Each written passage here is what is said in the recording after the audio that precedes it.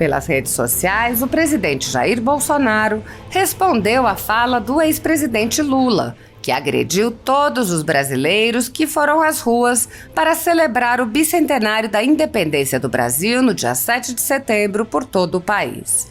Bolsonaro disse: associar as milhões de famílias que foram pacificamente às ruas manifestar seu amor pelo Brasil no dia da nossa independência a um grupo como a Ku é de longe a maior e mais covarde ofensa ao povo brasileiro que já vi em minha vida. Tais ofensas se tornam ainda mais revoltantes quando são proferidas por um ex-presidiário que estava preso por assaltar o mesmo povo que agora ataca e que está tentando a todo custo voltar à cena do crime. É um descondenado xingando aqueles que vivem suas vidas de forma honesta e justa.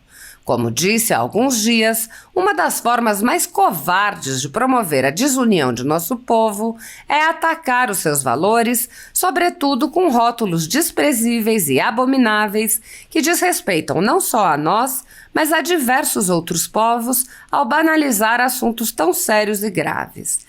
Quem acusa o nosso povo trabalhador e honesto de cultivar ideias perversas desconhece sua essência pacífica e fraterna. Os brasileiros carregam dentro de si a diversidade. Isso é indissociável. Ideais totalitários como o nazismo e comunismo jamais prosperarão em nossas terras. Temos um povo maravilhoso, direito, que respeita as leis e enfrenta as maiores dificuldades, muitas vezes com um sorriso no rosto. Usar daqueles que seguem o caminho do mal, do crime, para rotular toda uma nação é também atacá-la, porque os brasileiros repudiam essas condutas. No Brasil atual, a liberdade de manifestação não é reconhecida de forma igual para todos. As manifestações, promovidas por partidos de esquerda, sindicatos e coletivos, divulgadas pela velha imprensa e por sites e canais de internet, não estão sujeitas a qualquer investigação sobre seu financiamento ou qualquer questionamento sobre se as ideias que defendem seriam democráticas ou antidemocráticas. Mesmo quando há cartazes pedindo ditadura, depredação de patrimônio público e privado ou agressões a políticos e cidadãos, nada disso é considerado ato antidemocrático. Também, se um líder de extrema esquerda agride seus adversários políticos, entende-se que sua liberdade de expressão deve ser defendida. No dia 7 de setembro de 2021, milhões de pessoas foram às ruas para pedir liberdade e respeito à Constituição, incluindo a liberdade de expressão, a liberdade de culto, a liberdade de ir e vir, entre outras. No último 7 de setembro, um número ainda maior de cidadãos foram às ruas para celebrar o bicentenário da independência e renovar os pedidos de liberdade e respeito à Constituição. Essas manifestações pacíficas tornam-se alvo de inquéritos sigilosos, alimentados por notícias da velha imprensa, nos quais manifestantes e jornalistas que cobrem as manifestações são perseguidos, presos, censurados e têm seus bens apreendidos. A renda da Folha Política está sendo confiscada a mando do ministro Luiz Felipe Salomão, do ex-corregedor do TSE, com respaldo e apoio de Luiz Roberto Barroso, Alexandre de Moraes e Edson Fachin. A decisão confisca, de forma indiscriminada, todas as receitas advindas do YouTube, indicando claramente que a intenção não é a de excluir conteúdos específicos, mas sim de calar o canal e eliminar a empresa. Há 14 meses, toda a nossa renda é retida sem base legal.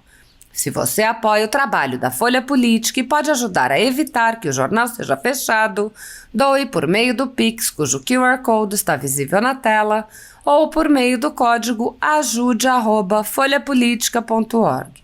Caso não utilize Pix, há a opção de transferência bancária para a conta da empresa Raposo Fernandes, disponível na descrição deste vídeo e no comentário fixado no topo. Há 10 anos, a Folha Política vem mostrando a realidade da política brasileira e quebrando barreiras do monopólio da informação. Com a sua ajuda, poderá se manter firme e continuar a exercer o seu trabalho. pix@ajude@folhapolitica.org.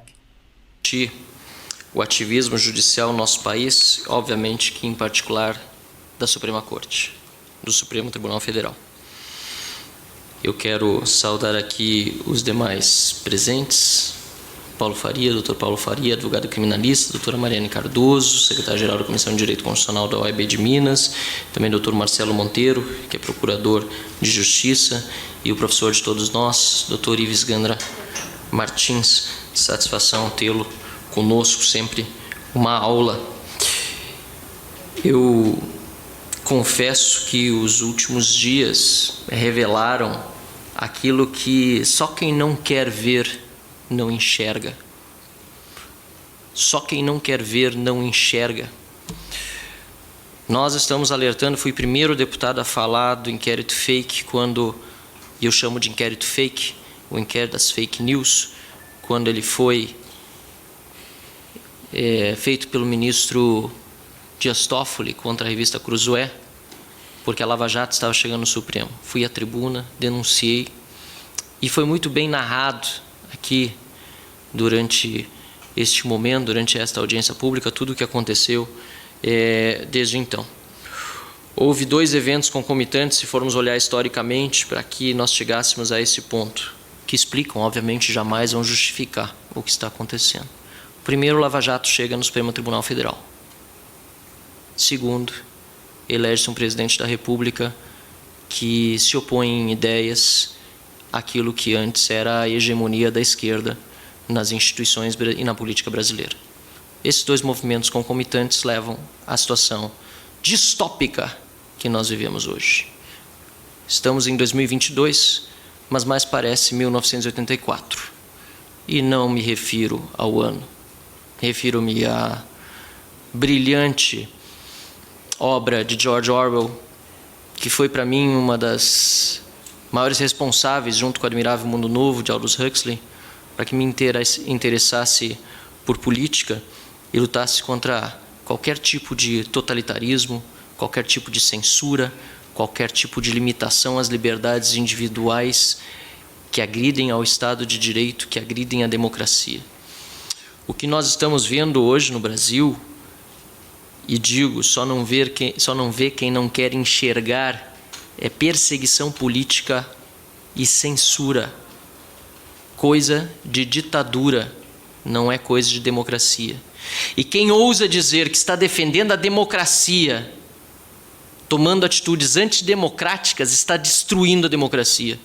Quem ousa dizer que está defendendo o Estado de Direito, tomando atitudes que ferem de morte o Estado de Direito, está também destruindo o Estado de Direito ao não observar o devido processo legislativo e todas as prerrogativas necessárias. Ficou ainda mais clara a perseguição política agora, quando a decisão recente do Alexandre de Moraes de bloquear contas de empresários brasileiros se baseou num pedido de um senador, da esquerda, Randolph Rodrigues. A decisão trazida à luz na segunda-feira do ministro Alexandre de Moraes não só foi baseada em manifestação de um senador de oposição, Randolph Rodrigues, como também de associações que são de esquerda. A Associação Brasileira de Juristas pela Democracia, a Associação de Juízes para a Democracia, e assim vai. Entidades associativas que nós sabemos são de esquerda, são compostas por pessoas de esquerda. E elas não podem ingressar judicialmente? Claro que podem, mas para fazer perseguição política, não. Muito menos pode um ministro aceitar, muito menos um ministro pode aceitar que tais manifestações sejam utilizados como base para sua decisão. Digo mais, a representação da polícia é uma vergonha. É uma vergonha para a Polícia Federal.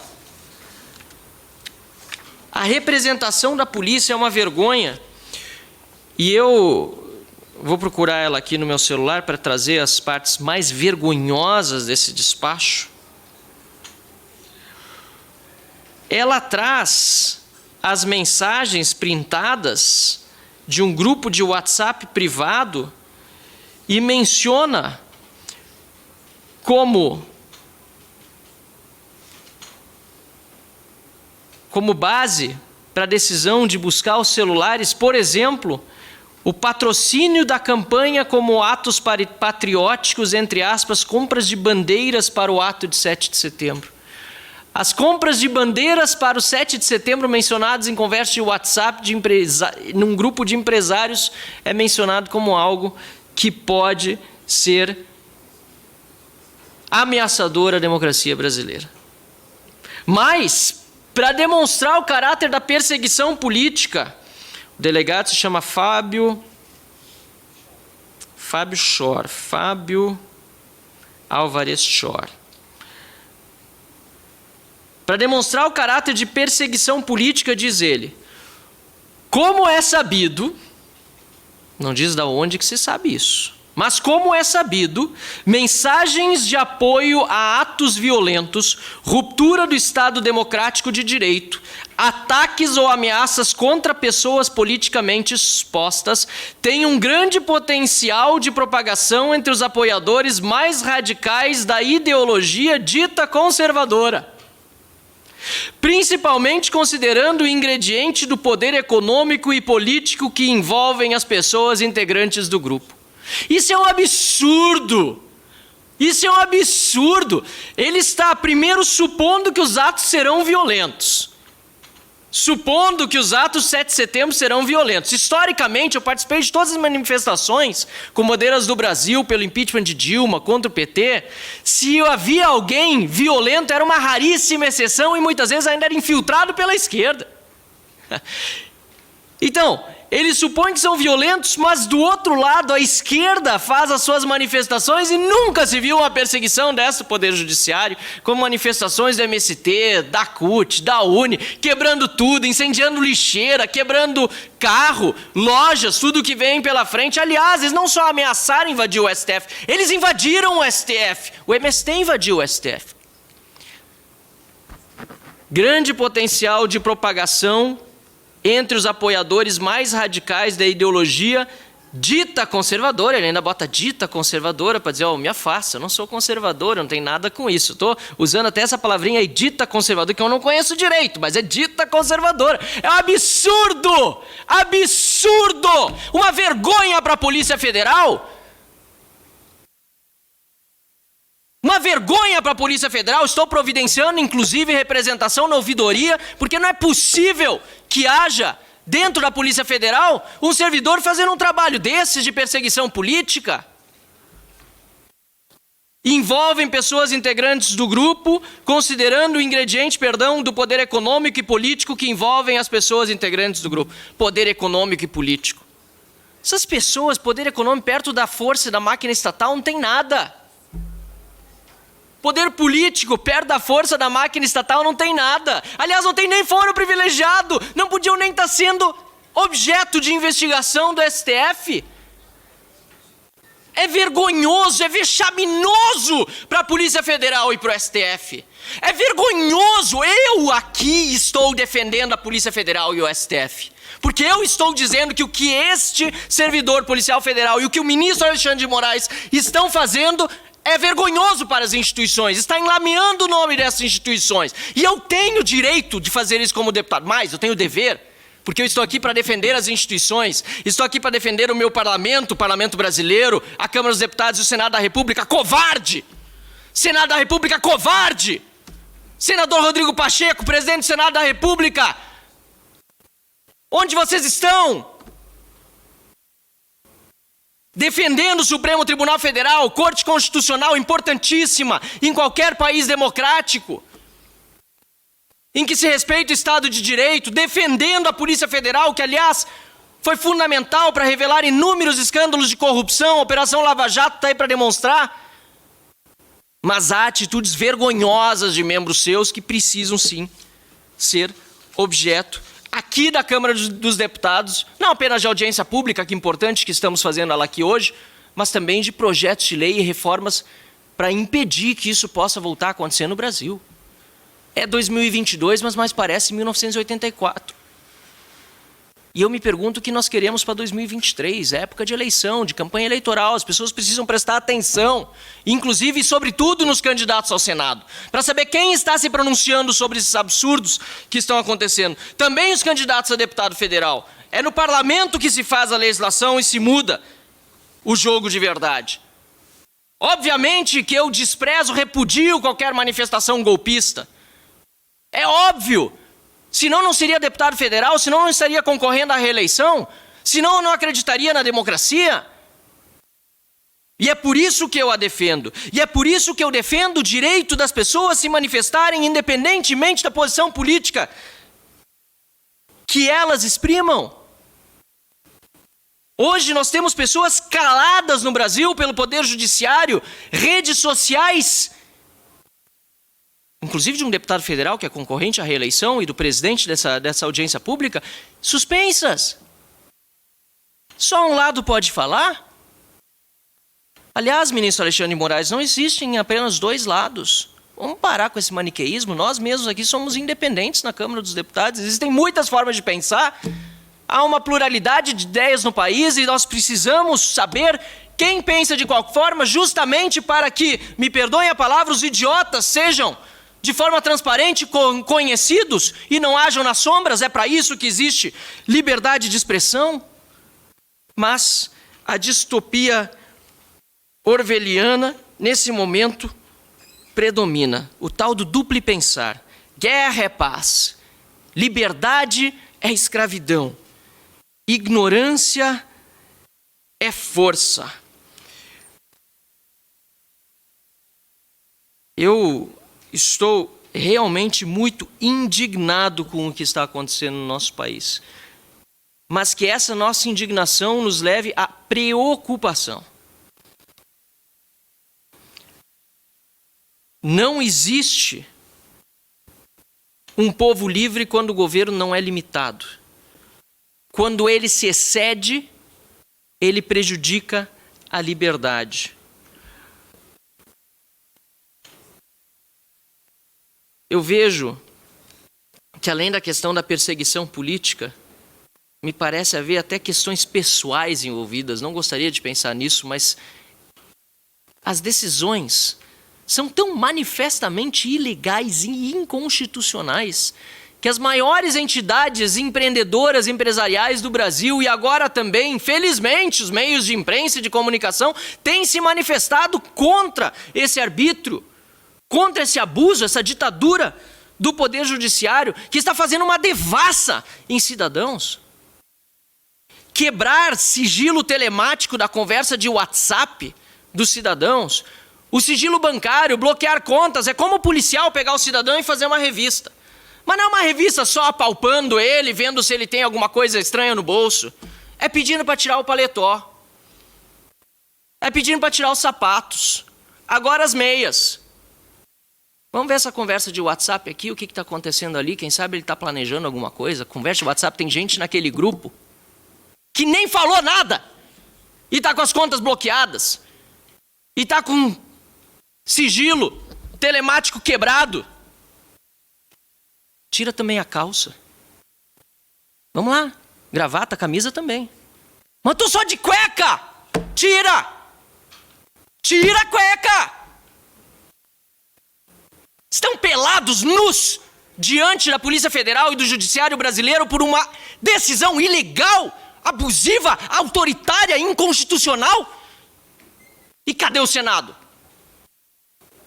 Cadê o Senado? E faço questão de dizer mais uma vez, porque eu estou sendo cobrado, e justamente cobrado, pelo eleitor, pelo cidadão lá na ponta, que diz, vocês não vão fazer nada, eu estou fazendo, estou falando, estou tentando, estou propondo projeto de lei, estou fazendo o que eu posso, agora e o Senado?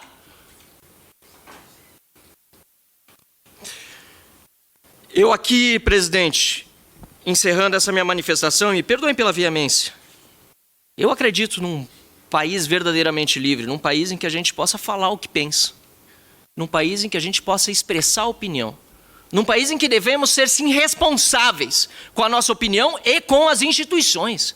E é porque eu defendo as instituições, porque eu defendo, repito, o parlamento, o poder executivo, o poder legislativo e o judiciário.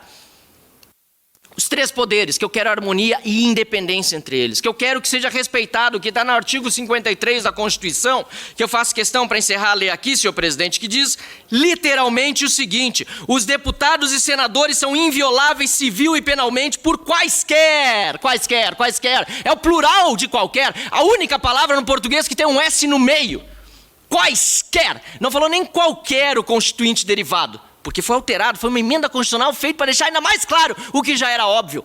Quaisquer, é no plural.